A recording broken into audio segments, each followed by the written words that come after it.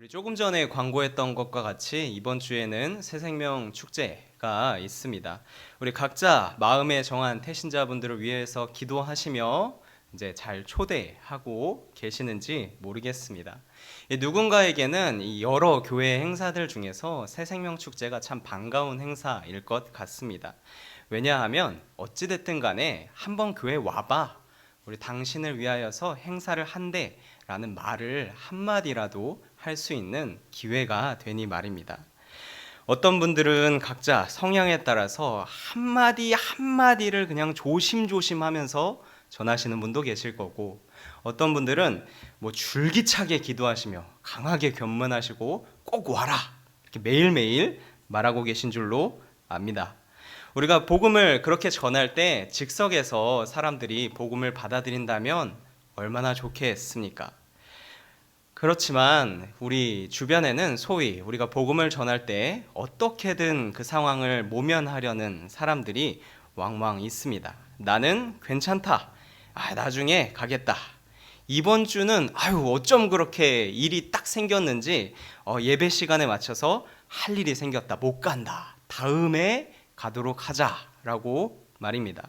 이 정말 다음에 가겠다라는 뜻이 아니죠. 여차하면 평생 그냥 다음에 갈 수도 있다라는 의미를 담아서 넌지시 말하는 것입니다.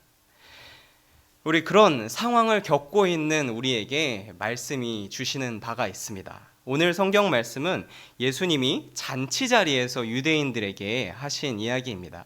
성경을 읽다 보면 예수님 어디 장례식 그런 데 잘 안 가십니다. 오히려 무슨 파티, 축제, 잔치 그런 데를 많이 가십니다. 가셔서 가난한 자들과 함께 풍족하게 먹고 마시는 이미지를 보여주면서 하나님의 나라는 이러한 것이다 보여주기 위함이었습니다. 우리 14장 1절에서 보니까 예수님은 이날 한 바리새인의 지도자의 집에 떡을 잡수시러 들어갔다라고 나와 있습니다. 그런데 예수님이 막상 그 잔치 자리에 가보니 어떤 사람들이 있었느냐? 수군거리면서 예수님을 지켜보고 있지 않나?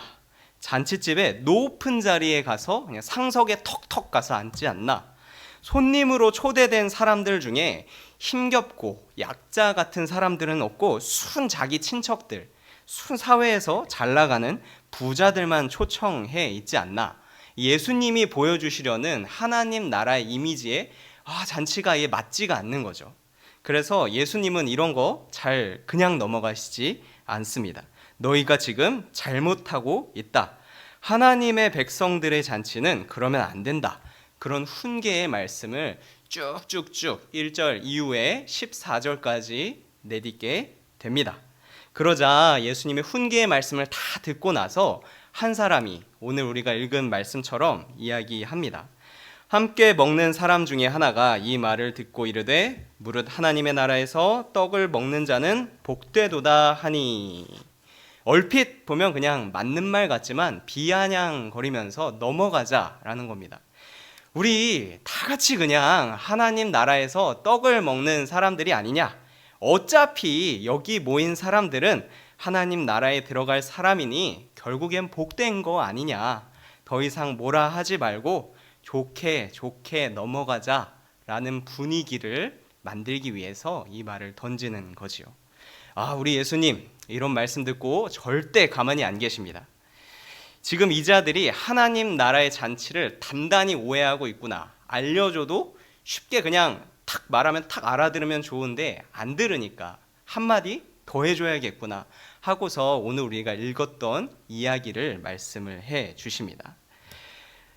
본격적으로 이야기로 들어가 보도록 하겠습니다. 어떤 사람이 큰 잔치를 베풀었다라고 합니다. 이 비유에서 이 어떤 사람, 한 주인은 하나님을 의미합니다. 그리고 하나님이 잔치를 베풀었다라는 것은 하나님께로 나아올 길, 구원의 길을 여셨다라고 이해를 하시고 이 이야기를 보시면 조금 더 이해가 바로바로 되실 수 있습니다. 이 사람이 많은 사람을 잔치에 초대합니다. 이 당시의 문화는 잔치를 열고 사람들을 초대할 때 한 번만 초대하지 않고 반드시 이중으로 초대를 하게 됩니다. 잔치를 계획하면서 내가 미리 초대할 사람들이 올 수 있는지 없는지를 조사하기 위해서 한 번 먼저 초대를 하게 되고요.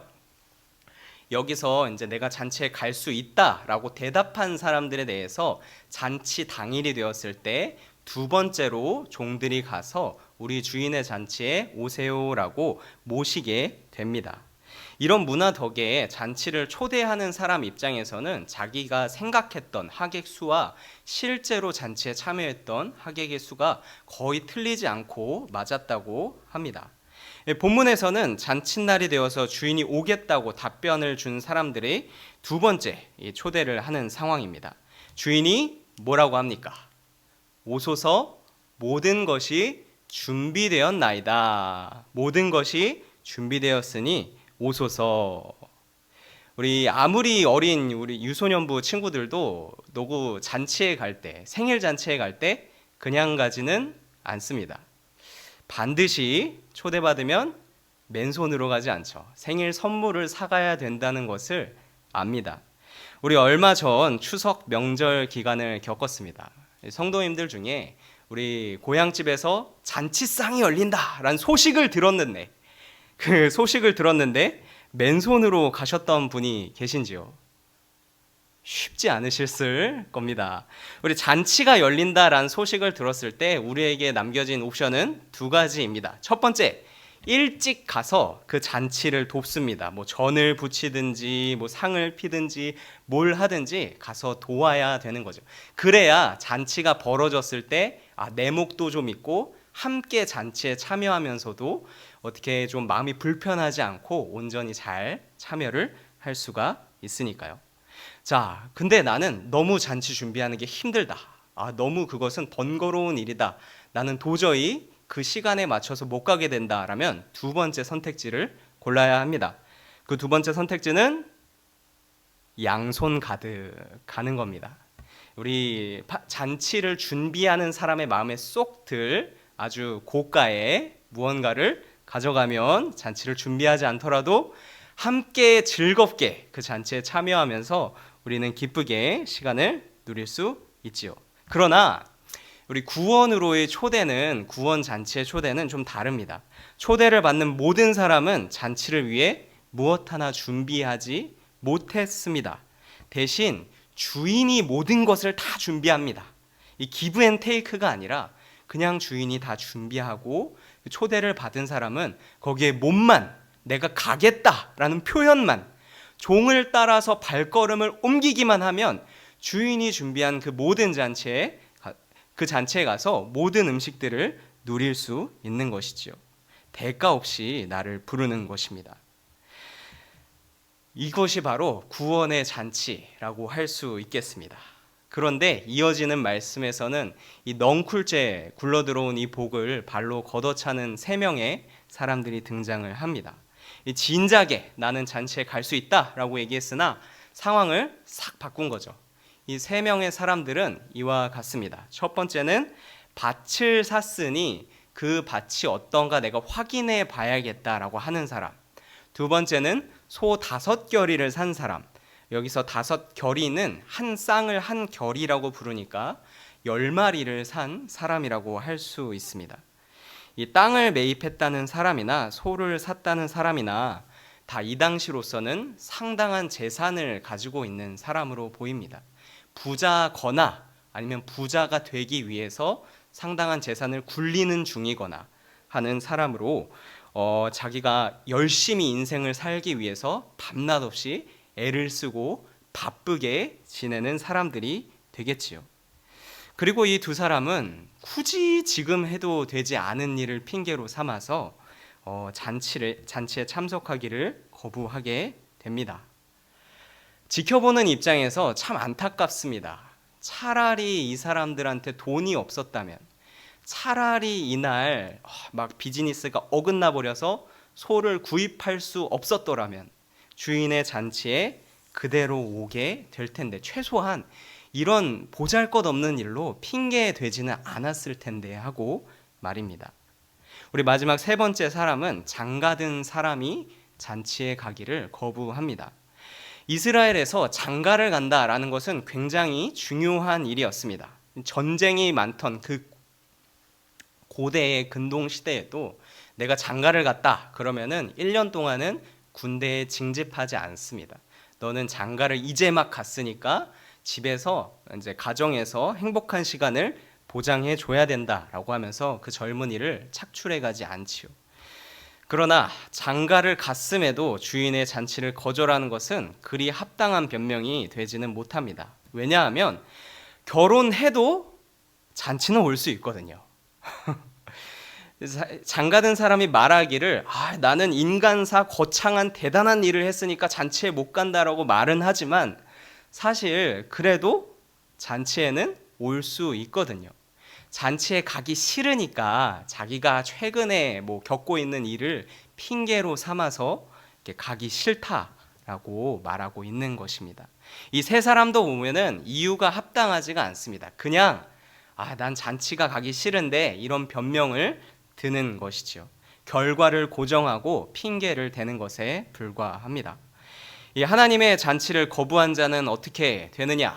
우리 요한복음 3장 우리 16절이 아니라 36절인데요. 제가 읽어드리도록 하겠습니다.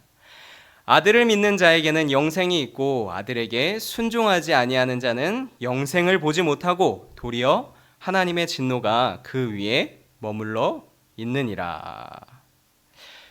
하나님의 잔치는 그냥 오면 좋은 정도가 아닙니다. 이거는 반드시 와야 됩니다.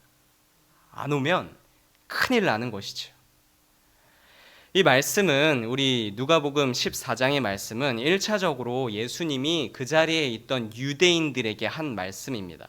먼저 하나님을 알고 하나님께 자신의 백성으로 초대를 받은 사람들에게 예수님이 경고성으로 하신 말씀이죠. 이 유대인들이 아까 얘기했지 않습니까? 하나님, 어차피 여기 모인 사람들 다 복된 사람들인데 좋은 것이 좋은 건 아니겠습니까? 그러니까 이번 한 번만큼은 예수님 진리의 말씀 하시지 말고 그냥 있는 것에 만족하면서 우리 하고 싶은 대로 편하게 하면 안 되겠습니까? 조금 바꿔서 얘기하면 이번 한 번만큼은 진리의 그런 말씀, 그건 좋은데 그거 다 생략하고 다 빠지고 우리 편한 대로 가면 안 되겠습니까? 라고 이야기를 했던 겁니다. 이런 이야기를 하는 사람들은 가슴에 한번 손을 얹고 생각을 해봐야 됩니다. 그 사정이라는 게 하나님 이번 한 번만큼은 특별한 일이 있으니까 그 특별한 이유라는 게 정말 예수님의 말씀을 엎고 그냥 덮고 넘어가도 되는 것인지, 하나님께서 초청할 잔치에 빠질 만큼 중요한 사유인지 한번 되짚어 봐야 합니다. 그리고 이 이후에 말씀으로 다시 돌아가서 종들이 주인들에게 찾아와서 보고를 하지요. 그러자 주인은 사람들이 오지 않겠다라는 소식을 듣자 노하여 빨리 길가에 있는 가난한 자들과 몸이 불편한 자들과 맹인과 저는 자들을 데려오라라고 합니다. 이 사람들은 원래 처음에는 잔치에 초청을 받지 못한 사람들이었습니다. 우리 이사야 55장 1절 말씀 같이 한번 읽어보도록 하겠습니다. 오호라 너희 모든 목마른 자들아 물로 나아오라. 돈 없는 자도 오라. 너희는 와서 사 먹되 돈 없이 값없이 와서 포도주와 젖을 사라. 아멘. 우리 하나님의 구원은, 하나님의 잔치는 이렇게 오는 것이지요. 값을 지불하지 못한 사람도 와서 마음껏 사라. 돈 없이 값을 치르지 말고 마음껏 사가라. 하나님이 그 대신 값을 지불하셨으니 마음껏 누리라 라고 말입니다. 가난하고 병든 자들이 이렇게 주인의 잔치를 누릴 수 있었음을 우리는 두 글자로 이렇게 표현하지요. 해. 내가 값을 지불하지 않았음에도 하나님이 선물로 나에게 주신 것들을 은혜라고 부릅니다. 거리에 있던 사람들은 이렇게 은혜를 받은 사람들이죠. 종들의 무조건적인 선택에 의해서 초대를 받고 구원을 받은 사람들입니다. 이 종들이 내가 잔치에 갈지 말지 막 고민하고 따져봐서 그렇게 온 것처럼 보이지만 사실은 하나님이 종들을 사용하사 잔치로 부르신 것입니다. 우리 성도님들은 어쩌다가 강부구리 교회에 오셔서 앉아 계십니까? 내가 하나님 믿는 게 유익인가 아니면 그냥 버팅기고 안 나가는 게 유익인가 계산하셔서 오신 분은 없으실 것입니다.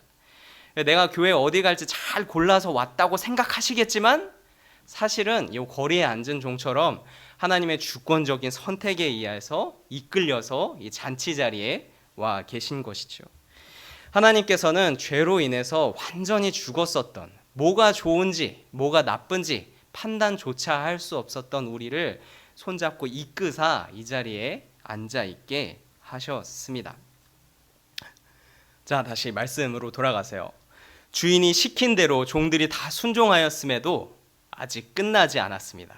우리 22절, 23절 함께 읽어보도록 하겠습니다. 종이 이르되 주인이여 명하신 대로 하였으되 아직도 자리가 있나이다.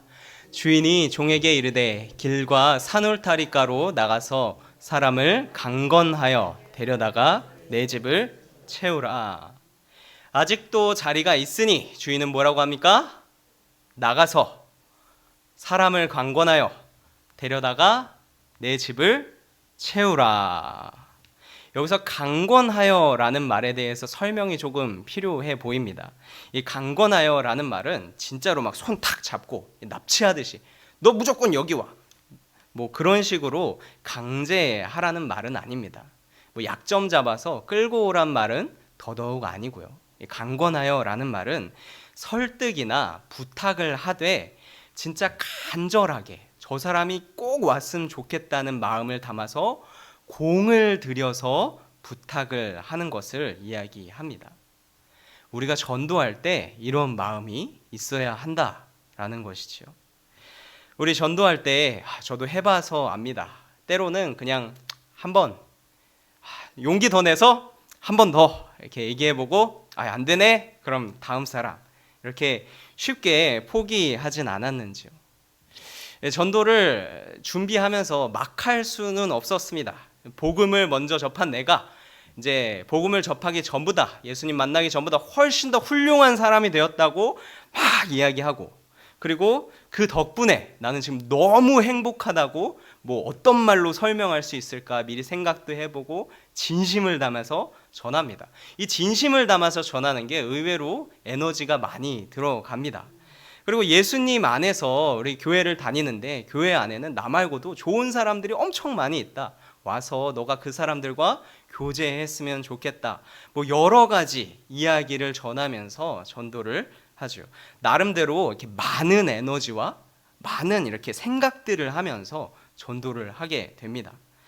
그러나 한번 거절을 세차게 당하거나 아니면 오랫동안 전도를 시도하였음에도 도무지 받아들여지지 않아 낙심하게 되는 경우도 있습니다. 특히 가족을 대상으로 하거나 아니면 가족만큼 가까운 사람을 전도할 때는 전도가 쉬울 것 같은데 그만큼 어려운 것도 없는 것 같습니다. 우리 그런 분들을 위한 말씀입니다. 우리 오늘 설교의 다른 부분들 다 뭐 웬만큼 잃어버려도 괜찮습니다. 우리 23절만 기억하시면 되는데요. 한 번 더 읽어보도록 하겠습니다. 주인이 종에게 이르되 길과 산울타리가로 나가서 사람을 강권하여 데려다가 내 집을 채우라. 아멘. 강권하여 데려다가 내 집을 채우라. 명령형입니다. 우리 복음 전하기가 힘들고 때로는 좀 억울하고 언제 되는 건가, 되긴 되는 건가 아득하여 포기하고 싶어질 때도 우리 포기하지 마십시오. 더 이상 어떻게 여기서 뭘 더 해야 되나, 내가 뭘 더 보여줘야 저 사람이 좀 감동을 받으려나 이렇게 아득하여질 때도 실망하지 마십시오. 이 23절 말씀, 나가서 사람을 강권하여 데려다가 내 집을 채우라 라는 말씀에 은혜를 받고 다시 잔치로 초대하시기 바랍니다.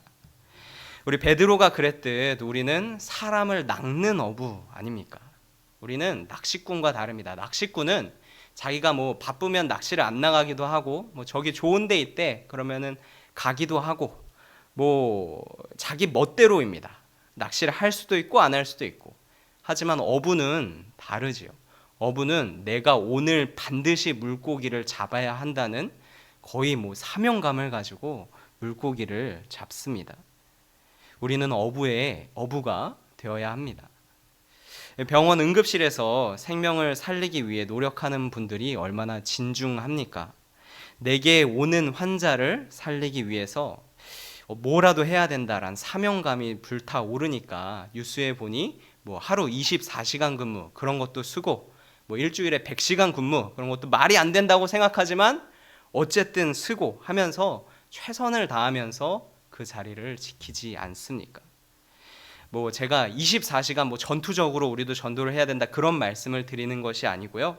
우리도 영혼을 살리는 중요한 일을 하는데 열심히 잘 하고 있는데 해봤더니 안 된다고 포기하고 이게 하고는 있는데 어제 저 사람 나랑 싸웠다고 내 마음이 별로예요. 오늘은 가서 말하기 싫어요. 그렇다고 이게 낙심하지 마시고 저 사람 무서우니까 내가 이 얘기하면 지난번에 한번 싸워서 또 이 얘기 꺼내면 또 나보고 뭐라고 할 것 같은데 그런 두려운 마음에 포기하고 하시면 안 된다는 말씀을 드리고 싶습니다. 왜냐하면 하나님의 잔치는 그냥 오면 좋은 게 아니기 때문입니다. 하나님 잔치는 무조건 와야 됩니다. 마지막으로 루터의 이야기를 하면서 설교를 마치고 싶은데요. 루터는 구원은 오직 은혜로 받는다라는 교리를 펼치면서 이 하나님의 이신칭의의 바른 교리를 펼쳤습니다. 이 루터는 바른 구원을 얻는 방법, 우리에게 바른 믿음은 무엇인가라고 설명하기 위해서 참 고된 일을 많이 겪었습니다. 이 공식적인 자리에서 이제 어둠의 세력들이 막 협박하는 겁니다. 너 한 번만 더 그따위 소리하면 어떻게 해버린다. 그런 이야기도 당하고요. 오명도 많이 받고요. 자객이 찾아오는데 자객이 몰래 찾아오지 않습니다. 그냥 대놓고 찾아와서 자기를 암살할 것처럼 그런 사선을 넘나드는 일도 수차례나 겪었습니다. 그때마다 루터는 고백하기를 사실 두렵다. 내가 이 말을 하긴 해야겠는데 이 말을 하면 뻔히 내 앞에 펼쳐질 어려움들이 예상이 되기 때문에 나는 너무나도 지금 마음이 떨린다. 내가 이 밤을 잘 수 없을 정도로 나는 근심하고 있다. 그런 이야기들도 많이 했다고 기록에 남아 있습니다. 그러면서도 도저히 양심상 나는 바른 진리를 선포해야만 하겠다고 나선 인물이었죠. 이 눈빛과는 다르게 좀 이게 마음이 여린 사람이었습니다. 그러나 결국 하나님은 루터의 강권함을 사용하셨습니다. 이 루터를 사용하여서 당시 절대로 무너질 것 같지 않던 가톨릭의 그런 기세를 뒤엎고 수많은 영혼들이 구원은 믿음으로 받는구나 라는 바른 이해를 갖도록 하는데 성공하였습니다. 이 강권함은 이렇게 포기하지 않는, 가서 막 호랑이처럼 소리치라가 아니라 포기하지 않고 하나님의 도움을 구하면서 끝까지 포기하지 않는 것이죠. 이런 루터가 운명하자 사람들은 그의 유품을 정리하고 주머니 속에서 쪽지 하나를 발견했습니다. 그 쪽지엔 이렇게 써져 있다고 합니다. 우리는 모두 거지다. 그것은 참이다. 요즘 거지는 좀 다른 것 같지만 이 당시 거지는 자기 체면을 내세우지 않았습니다. 내가 오늘 생존을 위해서 밥을 얻어먹는 것이 그 무엇보다도 중요한 것이 거지였죠. 그걸 위해서는 염치고 내 사정이고 뭐가 아무것도 없습니다. 그저 살기 위해서 처절하게 간절하게 달라고 빌었던 것이 거지입니다. 우리가 이런 거지라는 것이죠. 하나님 앞에 선 거지. 이 거지의 심정으로 하나님의 은혜를 받고 그리고 하나님의 은혜를 나누어야 합니다. 첫 번째 초대받은 자처럼 하나님 난 괜찮다고 내 삶에 충분히 바쁜 일이 있으니까 나는 안 가도 될 것 같다고 내 인생에 끼어들지 말라고 하나님의 잔치를 거절하면 안 됩니다. 내 죄에 대한 하나님의 분노가 나에게 그대로 임할 것이기 때문입니다. 반대로 우리가 그 은혜를 받고 영혼 구원을 위해 다른 영혼들 앞에 강건하게 서야 합니다. 거지처럼 처절하게, 거지처럼 간절하게, 거지처럼 포기할 줄 모르고 끈질기게. 우리가 전하는 복음을 들은 사람들이 마음이 열려서 하나님께 돌아오기를 바라며 우린 이렇게 강권하며 매달려야 하겠습니다.